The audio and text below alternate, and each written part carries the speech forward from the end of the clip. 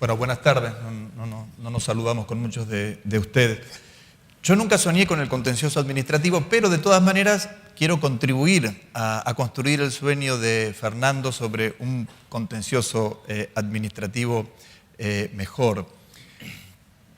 Quiero también retomar las palabras de Assmann cuando inició las jornadas en el día de ayer. Él desarrolla toda una teoría dogmática del derecho administrativo.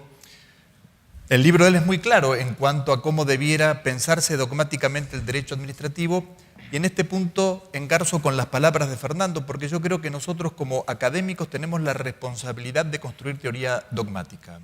Muchas veces los académicos de derecho administrativo nos dedicamos a recopilar sentencias. Si es sentencias de corte, mejor, claro. E incluso los más inteligentes logran hilar esas sentencias de corte. Pero la responsabilidad nuestra como teóricos del derecho y del derecho administrativo, académicos de esta especialidad, es construir teoría dogmática. Y la pregunta es cómo nosotros construimos teoría dogmática, desde dónde tenemos que hacerlo.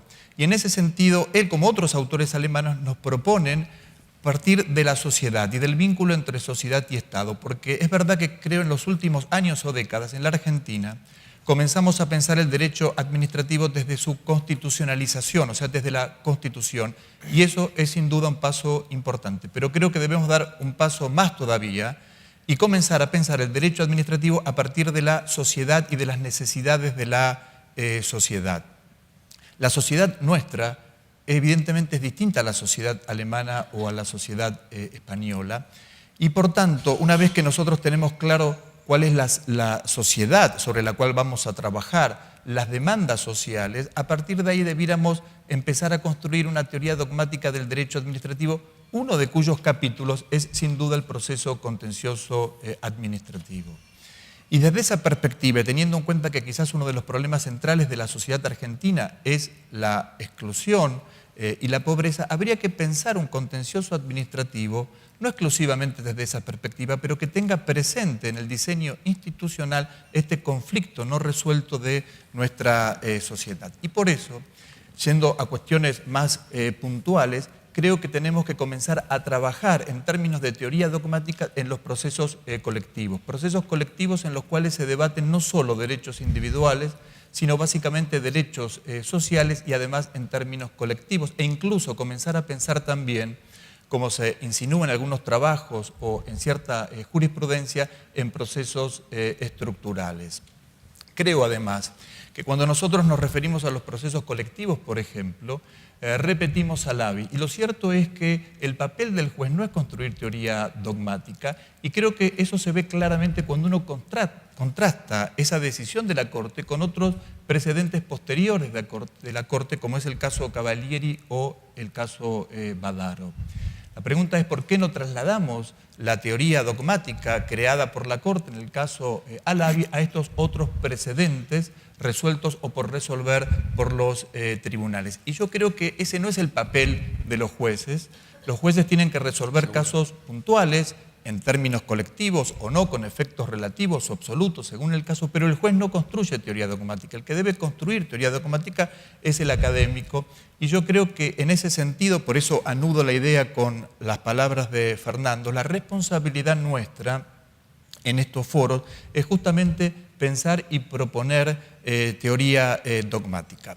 E insisto, yo creo que en este sentido, además de los procesos colectivos, y lo planteo en términos de debate o discusión con Fernando y con el auditorio, el otro punto también importante es el de las medidas cautelares, y en particular la regulación de las cautelares a partir de la ley aprobada por el Congreso recientemente.